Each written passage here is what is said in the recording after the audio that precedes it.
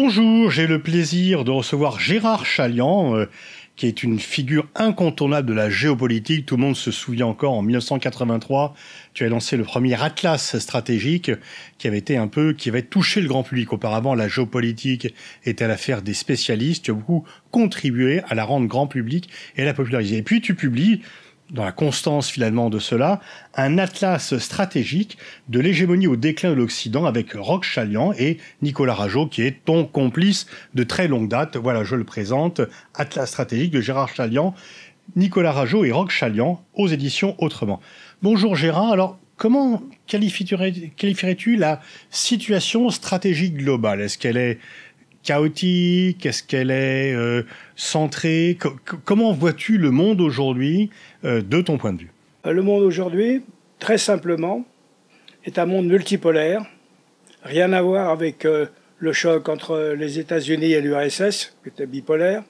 Rien à voir avec le monde idéal pour les États-Unis, né au lendemain de l'effondrement de l'Union soviétique en 1991 et qui a duré jusqu'à 2008 à peu près. Et puis d'un seul coup, en 2010, on annonce que la Chine arrive comme numéro 2 et le monde devient multipolaire. C'est-à-dire que vous avez des choses totalement inattendues. L'Inde vient de dépasser la Grande-Bretagne. Si on avait annoncé ça à Madame Victoria en 1870, elle ne l'aurait pas cru. Les Saoudiens refusent d'accorder au président des États-Unis ce que lui demande le président des États-Unis. La Turquie joue un rôle aussi important qu'à l'époque de l'Empire ottoman, alors qu'elle était complètement marginalisée pendant pratiquement un siècle. Bon, voilà, le monde, il est incertain, très conflictuel, en plein changement. Ce qui se passe en Afrique, par exemple, n'a rien pour étonner.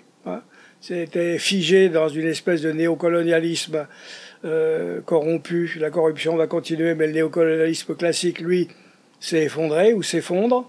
Donc, on est dans un monde en pleine mutation où il faut être extrêmement attentif au changement. Et alors, donc, il n'y a plus de grands leaders soviétiques ou américains qui puissent faire régner l'ordre. Chacun en fait un peu à sa tête. Le monopole absolu de la violence que les États-Unis avaient, ils l'ont plus. Ils n'ont plus le monopole. Ça ne veut pas dire qu'ils sont faibles, ils sont très forts, mais il y en a d'autres. Tu parles de l'hégémonie au déclin de l'Occident. Est-ce que l'Occident a perdu le monopole de la puissance qu'il a exercé durant des siècles? Oui, quand on compare avec ce qu'on a exercé, disons, dans les 3 derniers siècles, oui, on a vraiment reculé. Il fut un temps où, à part le Japon, on était maître de l'ensemble du monde. Et quand je dis « on », c'est l'Europe. L'Europe possédait l'Afrique et l'Asie, sauf le Japon. Et les États-Unis dirigeaient l'ensemble de ce qu'on appelle l'hémisphère ouest, c'est-à-dire l'Amérique latine. Il n'y avait personne qui pouvait dire ou faire quoi que ce soit sans l'assentiment des Européens et ou des Américains. Tout ça a changé.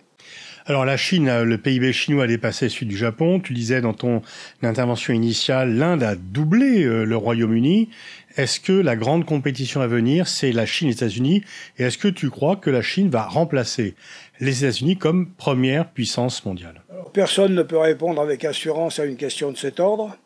Une chose certaine, effectivement, depuis maintenant 20 ans, le grand rival des États-Unis, c'est la Chine. Ils ont, contrairement à la Russie, une main-d'œuvre abondante. Contrairement à la Russie, une main-d'œuvre extraordinairement industrieuse. Ils arrivent à concurrencer les États-Unis, non pas comme les Soviétiques hier, sur le plan militaire ou spatial, mais sur tous les plans. Ce sont vraiment des rivaux sérieux, tout azimut. Alors, qui va l'emporter? Je n'en sais rien. D'ailleurs, personne ne peut à coup sûr vous dire à la fin du XXIe siècle, voilà ce qui va y avoir. Ce qu'on peut être certain, c'est qu'on ne pourra rien faire sans l'un ou sans l'autre. Ils sont là. Qui va se mettre avec qui? Telle est la question. Les Américains font ce qu'ils peuvent pour créer une sorte d'alliance indo-pacifique avec tous ceux qui veulent bien se joindre à elle, inquiets sur l'avenir.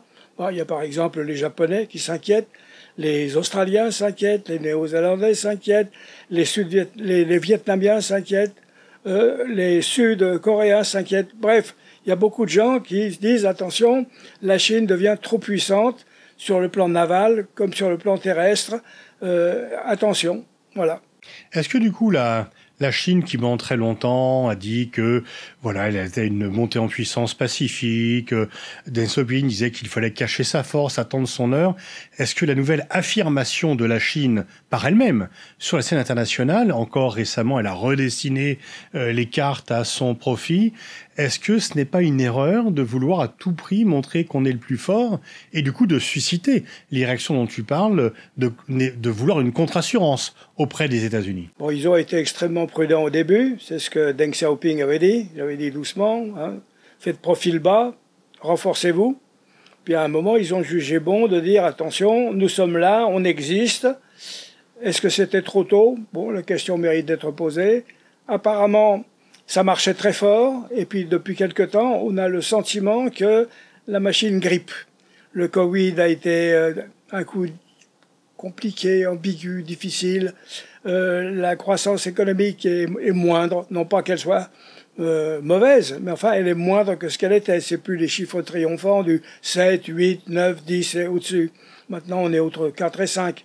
On estime aussi que l'Inde, par exemple, fait un retour en force et que beaucoup de choses vont dépendre de où l'Inde va se pencher. Alors les Indiens, eux, ils sont ambigus, à juste titre d'ailleurs.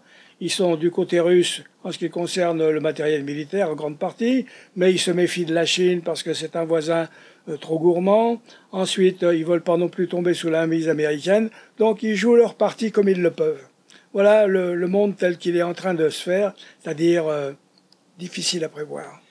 Oui, mais alors est-ce que on peut pas faire des prévisions à très long terme, on peut faire des prévisions à court moyen terme.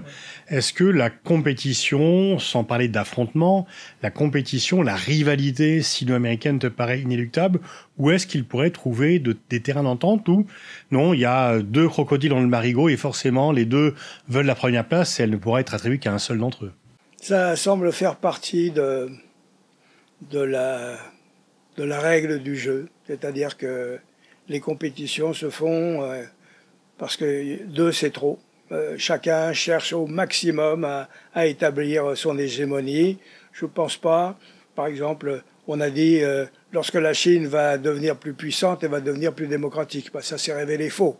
Plus elle est devenue puissante, plus elle est devenue centralisée, plus elle est devenue autoritaire.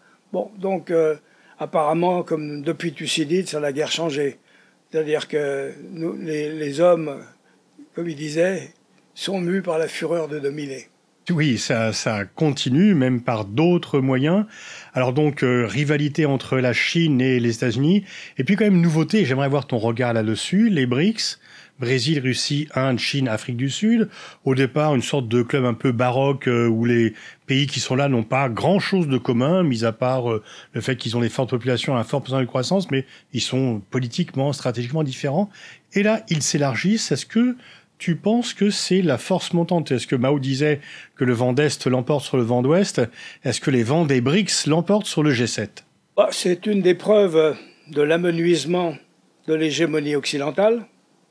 De là à dire que ce club a une volonté véritablement commune, une politique, comment dirais-je, définie de façon rigoureuse, non, forcément, leurs intérêts ne sont pas les mêmes sur telle ou telle question, mais enfin, ils sont l'indication d'un monde en plein mouvement. La vieille domination occidentale, ça fait partie maintenant du passé. Voilà, ça c'est un constat. Ça commence avec la guerre du Vietnam, soit dit par parenthèse. Les Américains sont rentrés au Vietnam en 1965 en étant sûrs de parvenir à emporter le morceau. 8 ans plus tard, ils se sont retirés vraiment la queue basse. On se souvient des hélicoptères quittant le sommet du toit de l'ambassade. Et ils avaient perdu 58 000 hommes. Et à partir de là, ils ont dit, oh là, on va pratiquer la guerre zéro mort. Ça voulait dire quoi? Ça voulait dire, on s'est rendu compte que démographiquement, nous ne pouvons plus perdre 58 000 hommes comme on vient de les perdre. On va faire la guerre zéro mort. Ce qui signifiait en fin de compte qu'on va l'emporter en bombardant. Et les bombardements, on va les appeler des dégâts collatéraux, mais ils ne sont pas collatéraux. Quand ils sont arrivés en Irak, le chiffre n'a jamais été publié. Il y a eu 300 morts dans la coalition dirigée par les Américains. En face, les services spéciaux britanniques estiment que les Irakiens, je parle des militaires, avaient perdu 70 000 hommes. 300 d'un côté, 70 000 de l'autre. On n'a jamais annoncé le chiffre, tellement la différence aurait paru choquante. Eh ben, on vit dans cet univers-là. Les Américains sont restés 20 ans en Afghanistan. Ils ont perdu 2000 hommes, pas plus. Et quant aux Afghans, bah, ils ont dégusté très très fortement. Mais grâce à la, comment dirais-je, à leur démographie, ils peuvent continuer. Alors le fait que nous devons rappeler, parce que nous ne l'avons pas fait, c'est que en 1914, c'est-à-dire à la veille de la Première Guerre mondiale, les Blancs, que nous appelons nous des Occidentaux, étaient 33%. Aujourd'hui, dans le monde, les Occidentaux représentent environ 12%. Ça c'est une nouvelle très importante, c'est-à-dire nous sommes très peu et on marche forcément à l'économie et le poids des autres n'est pas seulement un poids, comment dirais-je, de beaucoup de gens. Non, c'est un poids de gens qui travaillent, qui produisent de la croissance. Les Chinois, s'ils étaient 1,5 milliard et qui savaient rien faire, ce serait pas grave. Mais 1,5 milliard de Chinois qui savent faire ce qu'ils savent faire, d'Indiens qui savent faire ce qu'ils savent faire, ça change le monde. Voilà, c'est dans cette ère-là que nous sommes rentrés, et là, il n'y a rien à faire. On n'a pas fait assez de gosses. De toute façon, on n'aurait jamais pu tenir le choc. Le monde se modifie parce que les mesures reprennent leur vieux poids. Mais par moment, la croissance démographique peut être un problème. En Afrique de l'Ouest, la trop grande croissance démographique conduit un peu les pays aux difficultés économiques. Parfaitement vu. La croissance démographique n'a de sens que s'il y a une croissance économique. Si vous ne faites pas de croissance économique, vous fabriquez du chômeur, vous fabriquez de l'immigrant potentiel, vous fabriquez de l'analphabète, vous fabriquez la guerre civile. C'est ce qui se passe. En Afrique, on marche vers la guerre civile. Elle a déjà commencé dans l'Ouest africain. Elle a commencé de façon très forte dans le Golfe, c'est-à-dire dans la Corne de l'Afrique. Et elle s'étend au Mozambique. C'est-à-dire que là, je ne parle même pas du Congo, où c'est le massacre. On est en pleine guerre civile et elle va être renforcée par un sentiment de néocolonialisme. Ça concerne la France. Longtemps, on a maintenu les choses dans un état de corruption qui paraissait, comment dirais-je, durable. C'est fini. C'est le début de la fin. Tout ça vole en éclats. Il va y avoir une redistribution des cartes avec potentiellement les Chinois qui en veulent un bout, les Russes qui en veulent un autre, les Turcs qui veulent être présents, les islamistes qui travaillent. Tout ça fait que nous marchons en Afrique vers la guerre civile qui va être, comment dirais-je, porteuse de famine et de mort. Tu as bourlingué sur à peu près tous les terrains du monde, notamment tous les mouvements de libération, toutes les guérillas. Qu'est-ce que tu penses de ce que l'on entend de plus en plus, qu'il y a un nouveau clivage qui n'est pas Est-Ouest, qui n'est pas Nord-Sud, qui est The West versus The Rest, les Occidentaux contre tous les autres? Je trouve que c'est excessif. Je trouve que c'est une façon encore manichéenne et un peu idéologique de ranger les choses. Moi, je trouve que ce qui est devenu évident, c'est cette multipolarité difficilement prévisible où les alliances se font au coup par coup parce qu'une fois j'appuie un tel et l'autre fois je passe de l'autre côté. Les Turcs, à cet égard, ont montré la valse hésitation que l'on peut mener avec un certain profit quand on a un sens tactique. Voilà, c'est le monde... Mais par exemple, puisque tu parles de la Russie, parlons de la guerre en Ukraine. Tous les Occidentaux sont très solidaires de l'Ukraine. Ce n'est pas le cas des non-Occidentaux. Tous les Occidentaux disent que tant que la Russie n'aura pas rétrocédé tous les territoires qu'elle a conquis par la force depuis le début de la guerre, la paix n'est pas possible. Alors que Chinois, Africains, Latino-Américains disent faisons la paix d'abord, on verra les questions de territoire par la suite. Donc là, il y a quand même un clivage stratégique important. Oui, mais les choses vont se décider, quel que soit l'avis des Américains ou pas. C'est-à-dire que le temps ne travaille plus aujourd'hui pour les Ukrainiens. Pourquoi? Parce que les élections de 2024 approchent, parce que les républicains, comme vous le savez, sont dans une guerre civile froide avec les démocrates, que s'ils l'emportent, cette guerre se termine, qu'on va trouver que les Ukrainiens en rajoutent en prétendant récupérer rigoureusement tout, y compris la Crimée, qui très franchement était russe.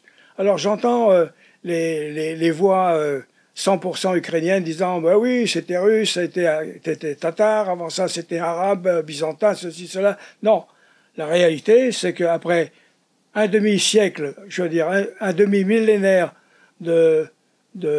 comment dirais-je, de domination tatare, ce qui signifie d'ailleurs des Gengis Khanides, c'est Gengis Khan qui a conquis toute cette partie-là, et ce morceau est resté aux mains des Tatars, qui se sont alliés avec les Ottomans contre les Occidentaux. Bon, les Russes sont rentrés là-dedans à la fin du XVIIIe siècle, ils se sont installés sérieusement, la population était, et reste d'ailleurs, à 80 ou 85% russe, c'est Khrouchtchev qui en 54 l'a donné, lui en tant qu'Ukrainien d'ailleurs, à l'Ukraine, à une période où l'URSS paraissait devoir durer je ne sais combien de temps. Bon, dans la pratique, ils récupéreront pas ça. Il va falloir que les Ukrainiens, qui ont gagné, c'est vrai, ils ont été, comment dirais-je, agressés. C'est vrai que les Russes se sont racontés des histoires sur le fait qu'ils allaient installer un régime fantoche, etc. Bon, ils se sont repliés sur le plan B, en définitive, tenir une petite partie à côté à leur propre frontières. Inutile de rappeler que M. Brzezinski, en 1997, avait écrit « La politique américaine, si elle veut avoir un sens, doit repousser l'ex-URSS aux frontières de la Russie, Ukraine comprise ». C'est ce qu'ils ont fait, sans le dire, mais c'est comme ça. Ce qui fait qu'on comprend très bien que du côté russe, ils aient senti quand même qu'on est repoussé de plus en plus, qu'il faut faire quelque chose. Bon, généralement, M. Poutine était un bon tacticien. Cette fois-là, il s'est cassé le nez. La prise de la capitale, ça n'a pas marché. Les Américains étaient en avance, ils étaient avertis, leurs services étaient au courant, bon, ils ont réagi comme il fallait, et M. Zelensky a été très bon. Ceci dit, ils vont récupérer ce qu'ils récupèrent. Aujourd'hui, 85% du territoire ukrainien est entre les mains des Ukrainiens. Bon, il va falloir qu'ils admettent qu'on en perd une partie. Voilà. Tu dis qu'ils ont gagné la guerre, mais qu'ils devraient accepter la perte d'une partie de leur territoire. C'est quoi gagner la guerre? Gagner la guerre, c'est gagner l'indépendance, au prix d'une petite perte territoriale minime, parce qu'il n'est pas question de vaincre les Russes. Voilà, c'est tout simplement ça. Je ne dis pas que les Russes vont gagner. Il n'est pas question parce que c'est impossible ou parce que c'est pas souhaitable? Parce qu'il est très difficile d'écraser les Russes, quoi. C'est-à-dire que pour eux, c'est vital de ne pas être battus. Je ne dis pas gagner, ils n'ont pas gagné. Mais ils ne sont pas battus, ils vont s'accrocher pour ne pas être battus, et je pense qu'ils ne seront pas battus. Il faudrait monter, et très franchement, personne ne veut aller aux extrêmes, ni d'un côté, ni de l'autre. Donc on va finir par négocier dans des conditions qui sont certainement acceptables, puisqu'en fin de compte, avec 85% de leur territoire, ils sont indépendants pour toujours, et ils ont gagné, bravo les Ukrainiens. Alors ceux à qui on dit ça disent oui, mais ça sera accepté, le coup de force de Poutine, accepter la perte du territoire d'une partie de l'Ukraine, c'est récompenser la Russie qui est le pays agresseur. Oui, bon. S'ils rêvent d'une justice absolue, il va falloir reviser l'histoire depuis le début. Bon. Donc toi, tu penses que on va en finir là et qu'il n'y a pas... Est-ce que la supériorité matérielle occidentale, les livraisons d'armes à l'Ukraine peuvent changer cela, ou entre les deux, parce que finalement il y a plus de matériel du côté ukrainien, mais plus de démographie côté russe, puisque on ne veut pas envoyer de soldats pour se joindre aux forces ukrainiennes. Qui des équipements et de la démographie va l'emporter? Moi, je pense que démographiquement, les Russes, il y a 3 Russes pour un Ukrainien. Que ce qu'on a envoyé comme armes, essentiellement d'ailleurs les Américains, c'est à peu près le bout de ce qu'on peut faire. On ne veut pas passer à l'étape au-dessus, c'est-à-dire réellement aller dans la guerre à outrance, bon, parce qu'on sait où ça peut mener et on n'a pas envie d'une guerre nucléaire, sans compter que tout de même, il y a aussi des gens qui vont dire que, attention, ne pas oublier que l'adversaire principal, c'est la Chine. C'est-à-dire qu'il ne s'agit pas de régler le problème de la Russie comme si c'était une bonne fois pour toutes le problème essentiel. Non, il va falloir là, comment dirais-je, composer. On va devoir composer. Il va y avoir des négociations dans moins d'1 an. Je me suis trompé sur les dates en pensant que les guerres seraient plus courtes, que nous, Européens, on ne voudrait pas payer un tel prix. D'ailleurs, qu'est-ce qu'on gagne dans cette affaire? Pas grand-chose. On est d'accord, sans être d'accord. On voit que les Polonais, les Baltes, ils règlent leurs problèmes avec les Russes, ce qui n'est pas notre cas. On voit que les Espagnols ne s'intéressent pas à cette affaire-là, les Italiens non plus, que les Grecs sont surtout obsédés par les Turcs. Enfin bref, cette Europe qui a l'air unie dans cette affaire, en définitive, politiquement, reste divisée sur les objectifs, et militairement, nous sommes zéro. On pèse pas du tout. Est-ce que tu penses que cette guerre a renforcé l'influence américaine en Europe? Et le président Macron dit qu'on a gagné le pari de l'autonomie stratégique. Tu es d'accord avec cela ou pas? Non, je pense que les États-Unis ont renforcé leur emprise sur l'Europe. Je pense que toute cette affaire profite fortement aux Américains. Nous, pas du tout. Et c'est d'ailleurs de notre faute. Il y a bien longtemps que l'Europe a été esquissée et que nous n'avons pas avancé sur les choses sérieuses, c'est-à-dire sur la sécurité et un consensus politique sur l'essentiel. Alors on parlait tout à l'heure du duel entre la Chine et les États-Unis. En fait, on gagne les guerres qu'on ne mène pas. On en sort toujours plus renforcé. Est-ce que, à terme, à moyen terme, ce n'est pas la Chine qui, ne participant pas directement à cette guerre, pourrait l'emporter en se présentant, propagande ou pas, en se présentant comme le pays de la paix contre les États-Unis qui sont le pays de la guerre? Ils vont le prétendre. Mais en tout cas, il y a une chose certaine, les Chinois, dans cette affaire, non seulement n'ont rien perdu, mais en définitive, ils ont conforté leur position. Donc, c'est tout bénéfice pour les États-Unis. Maintenant, où vont les États-Unis? La question est posée, non pas en politique extérieure, mais en politique intérieure. Où vont les États-Unis avec M. Trump? Où vont les États-Unis avec les républicains tels qu'ils sont, avec ou sans Trump? La question décisive, elle est là pour 2024. C'est un problème parce qu'effectivement, c'est pas seulement Trump. Ses collègues, compétiteurs, rivaux républicains ne sont pas, enfin, en étant moins excessifs en apparence, sont quand même très radicaux. Est-ce que finalement, c'est l'un des grands changements sur lequel tu réfléchis? Ce serait pas de l'hégémonie au déclin de l'Occident, mais c'est aussi de l'hégémonie au déclin des États-Unis qui se retiraient des affaires du monde si un candidat républicain était élu? Bon, ils ne se retireraient pas, mais enfin, je veux dire qu'ils vont jouer la partie autrement. Ils vont se reconvertir sur comment essayer de tenir face aux Chinois, comment arriver à faire une Indo-Pacifique qui se tienne, etc. Et nous, en Europe, nous sommes un enjeu de troisième ordre dans cette affaire.